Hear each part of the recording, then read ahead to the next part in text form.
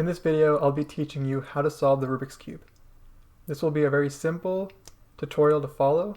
I will walk you through step by step through the entire procedure, and hopefully by the end of this, you'll be able to solve your first cube. So let's get started. So in order to learn how to solve the Rubik's Cube, you have to know some basics first. First of all, the cube is composed of 6 different sides, and each side has its own color. So the colors are white, yellow, blue, green, red, and orange. The Rubik's Cube is also composed of 3 different types of pieces. There is the centerpiece, and the centerpiece is in the middle of each side. There are 6 different centerpieces, and each has its own color. The centerpiece only has one color on it, and the centerpiece actually tells you the color of each side. So, no matter how mixed up the puzzle is, you can always identify the color of a side by looking at the centerpiece. The next type of piece that we're looking at is the edge piece. The edge piece has 2 colors, and it's always located in between 2 corner pieces. There are 12 edge pieces on the cube, and the corner piece has 3 colors. It's always located in the corner of the cube, and there are 8 different corner pieces on the cube. Now we'll talk about notation. Notation is used to describe each move used in different algorithms, and this can help solvers identify what to do whenever they're given an algorithm to solve.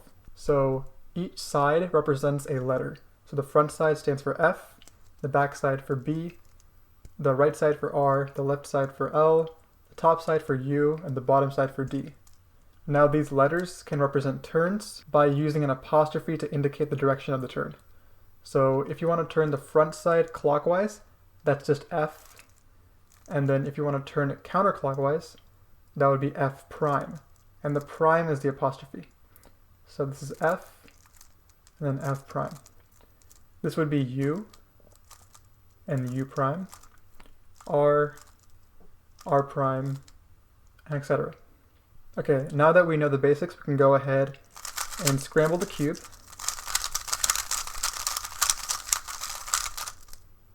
Okay, the first step of solving the Rubik's Cube is making a white cross. Now, in order to do this, we have to identify 4 white edge pieces, or any edge piece that has the color white on it. So here's a piece, here's a piece, here's a piece, and here's a piece. Now this would not be an edge piece because this is on the corner, and the way you identify a corner piece is if it has 3 colors on it, then that would be a corner piece, so this would not be an edge piece. But this would, since it has only 2 colors on it, and one of them is white. So now that we've identified all 4, the goal is to get all white edge pieces around the yellow side first. So we can do this by doing some simple moves and adjusting as needed. So this white and green piece is already on the yellow side, it's surrounding the yellow center, but these other pieces are not. This one is surrounding the yellow piece, but it's twisted, so we need to make sure that it's oriented properly. So let's try to solve this one first. So we can move this piece out of the way first, since it's already in the correct position, but it's flipped, so let's move it out of the way. Let's do an F turn. And now, since it's oriented properly, now you can see that the white is parallel with the yellow. So we can simply do an R turn to move it into place, like that. So now it's adjacent to the yellow center. Let's find a different piece. So this piece is white and white and orange. And we can move this into here, except the problem is that there's already a white piece here. So let's move this white piece out of the way first, and then move this in, like that. Next up is this piece. This piece can go into here, except this white piece is taking up the spot, so let's move this aside, and then move this piece in.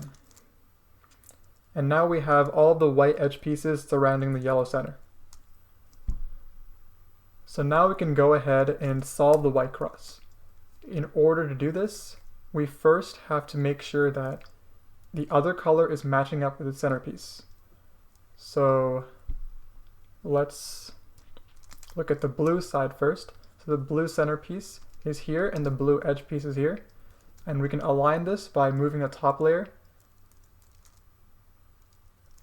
And now both of them are matching. So now we can turn this side twice, or 180 degrees, to solve this piece, like that. Next up is the orange piece. So this one is already lined up, so we can simply turn the side 180 degrees, like this. And now we solve this piece and this piece. We can go ahead to the other pieces. So these ones are not solved yet. This green piece we can do first. So let's align this green piece with its centerpiece, which is right here. So let's move the top layer until it's aligned with it, like that. And now we can simply move this down. The last piece is the red piece. It's matched with the orange piece, so let's move it to the right spot, which would be right here. So let's move it 2 times, and now it's matching with the red centerpiece. And let's move it down. Now you solved the white cross. The next step is inserting the white corner pieces into their correct positions. So the first step is to identify a corner piece with white on it, like this one right here. Now the next step is to identify the other colors on the piece. So that would be red and green here. So we have to look for the red and green centerpieces. So here they are. There's green and there's red. So let's move this piece in between the two, like that. So now this piece is in between the appropriate colors. Now we can move this to the right side and we can perform this algorithm.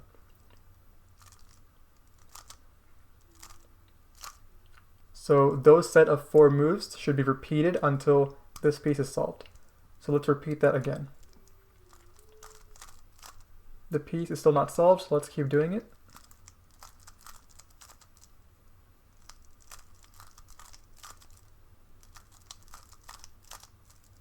Okay, now it's solved. So that's the procedure that you should follow for each corner piece. So let's do another one. So this one is white, green, and orange. So let's move it to where it needs to go, in between the 2 centerpieces, and now we can perform the algorithm.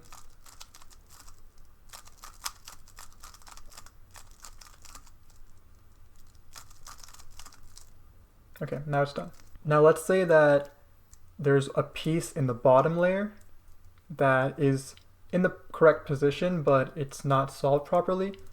In order to get it into the top layer, all you have to do is do the algorithm once. And now the piece is on top, and now you can move it to where it needs to be and solve for it. The next step is to do the middle layer, and that will require solving these edges. So in order to do that, you have to identify a piece, an edge piece on the top that does not have any yellow on it. So this has yellow on it, this has yellow. These 2 do not have yellow on it, so we can use these. So this one is orange and blue. The first step is to identify the colors, and after that we align the side color with its centerpiece. So in this case, the top color is blue, the side color is orange, and we've already matched it up with the orange side, so that's good. And now we need to identify whether it goes to the right side or the left side. Now the top color is blue, and the right side is blue, and we want them to be solved, so this would be correct. So this has to go to the right side, and now after we do that, we perform this algorithm. We first move it to the left side by doing a U, and then we do this, rotate, and then do this. Now let's do the same for a different piece. So this one is red and blue. So let's move the red to where it needs to be. Now that this is matched up, we have to identify whether it goes to the right or left. So this one goes to the left because the blues are matching. So since this one is going to the left instead of the right, we do a different algorithm, and it goes like this.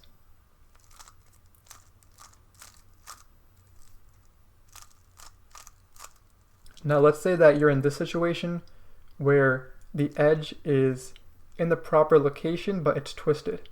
Or let's say that a different piece is stuck in the middle layer but in the incorrect spot.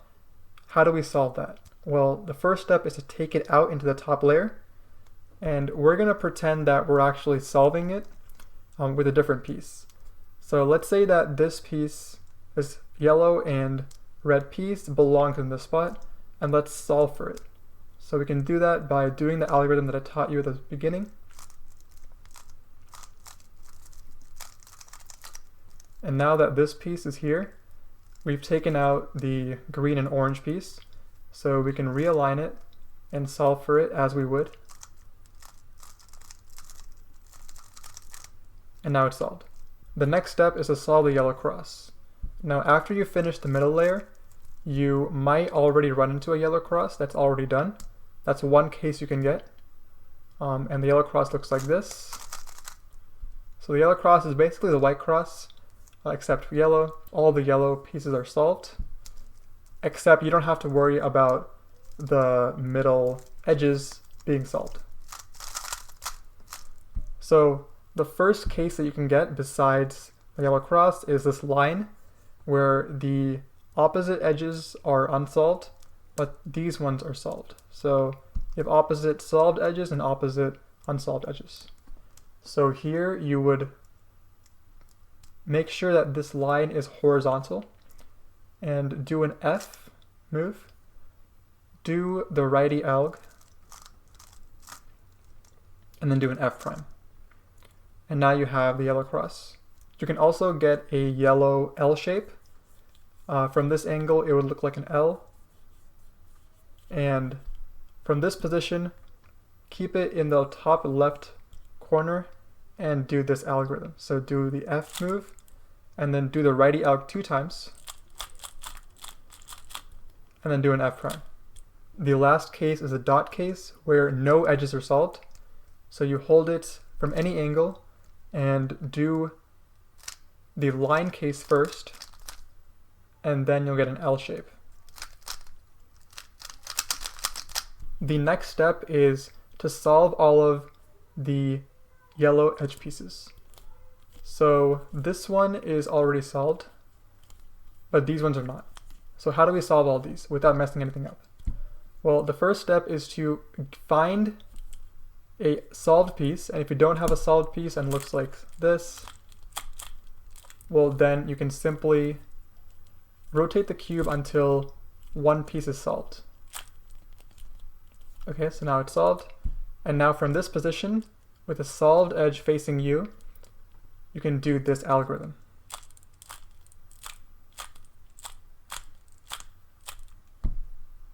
And that will solve every edge piece. Now let's say you get a situation where 2 are solved, but 2 are unsolved. So these 2 are swapped, but these 2 are solved. Well, from here, you would hold it so that the unsolved edges are facing you and are on the left side, and then do the algorithm that I taught you. And then everything should be solved. You can also run into the case where the 2 opposites are unsolved and the 2 opposites are solved. From here, you would just position it so that the solved ones are on the sides. And then from here, you can do the algorithm.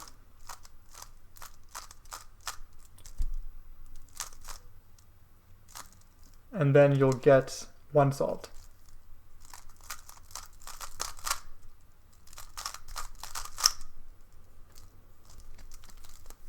The next step is to permute all the corners. So the first step is to find a corner piece that is permuted properly. And by permuted, I mean that it's in between all the appropriate colors. So for example, this piece is properly permuted. It's in between the yellow, green, and red center pieces, and it has yellow, red, and green on it. So now we can position it so that it's in the front left side, and then do this algorithm.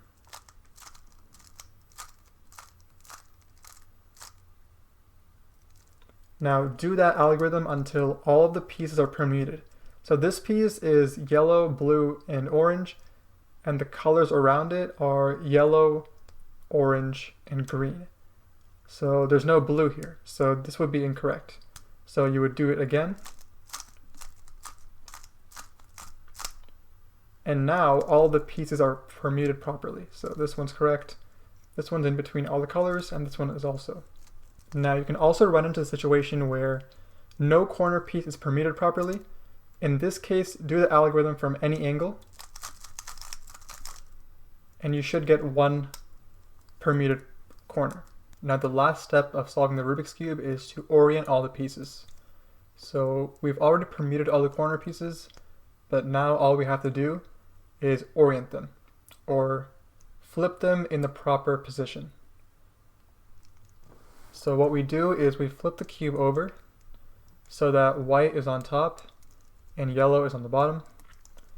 And then we take any unsolved piece and we keep it on the right side on the bottom. And from here, we perform the righty move or the righty alg until this piece is solved. So let's do it one time. It's not solved, so let's do it again. Okay, so now it's solved. So now that it's solved, we do the same for the other unsolved pieces. So we do a bottom layer turn until one of the other unsolved pieces is underneath where we need it to be on the right side, and we do the algorithm again until it's solved. Okay, now it's solved, so we put this piece here and we do it again. This is solved, and now at the end, all you have to do is adjust the bottom layer until the whole cube is solved. So congratulations, you solved the Rubik's Cube. I hope this video helped you out, and I'll see you next time.